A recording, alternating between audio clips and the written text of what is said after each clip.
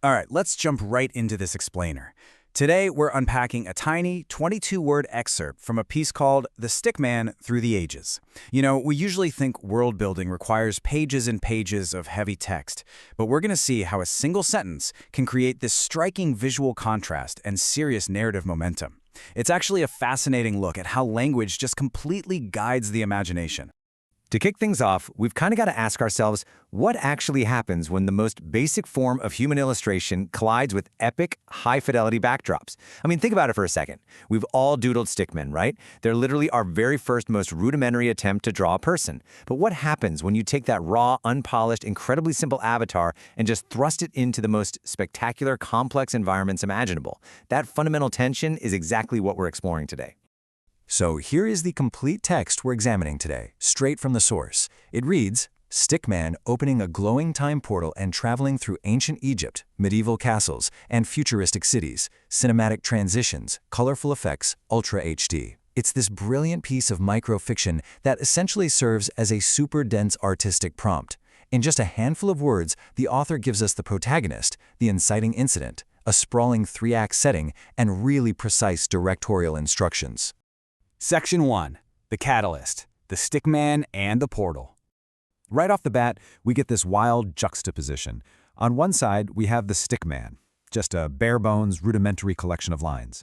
And standing in stark contrast to that is a glowing time portal, which is bursting with complex, dynamic, volatile sci-fi energy. The dissonance here? It's completely intentional. The author doesn't pair this highly advanced time portal with, say, a high-tech astronaut. They pair it with a literal doodle. Now here's what's actually super interesting. The agency given to our protagonist. Just look at the specific verb chosen here, opening. Our stick figure isn't falling by accident. He's not being sucked into some vortex against his will. No, he is actively opening this gateway. Even though he's drawn with maybe 5 strokes of a pen, the Stickman is the master of this incredibly complex cosmic anomaly. It completely flips the power dynamic and instantly makes us respect this minimalist little guy. Section 2. Traveling through the ages.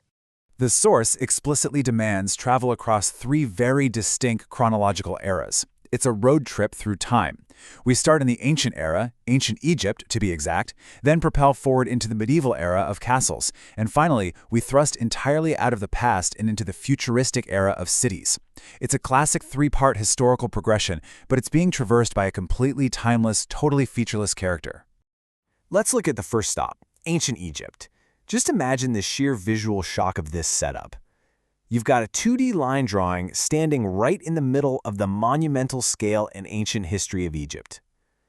The text is forcing us to set our absolute most basic artistic creation against the backdrop of our most colossal historical monuments, like the pyramids or the Sphinx. It really makes your brain picture this massive, massive discrepancy in scale and texture.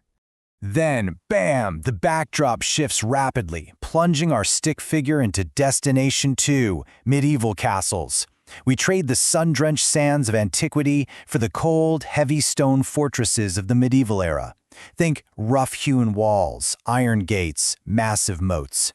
The environmental storytelling gets super heavy and imposing, right? But our protagonist? He remains completely unchanged, just a perfectly smooth, untextured line casually walking through the middle of it all. Finally, the journey culminates in Destination 3, Futuristic Cities. Here, the author drops the world's most low-tech character into the most highly advanced, complex environment you could possibly imagine. We've gone from stone and sand to neon lights, soaring skyscrapers, and hyper-technology. Our stick figure is now an absolute anachronism, literally a cave-painting concept trying to navigate a high-tech utopia. It's a stunning visual paradox. Section 3. The Cinematic Visual Aesthetic. Okay, so up until this point, the text was telling us what was happening. Now, it tells us how to look at it. The excerpt wraps up by explicitly commanding 3 aesthetic choices: cinematic transitions, colorful effects, and Ultra HD. Basically, the author steps into the role of a movie director here, setting strict visual rules to ensure we aren't just imagining a static comic strip, but a high-production experience. Take that first directive. By demanding cinematic transitions, the source elevates this whole concept from a crude, choppy flipbook into a fully realized movie-like experience. We're talking sophisticated editing techniques bridging these three eras.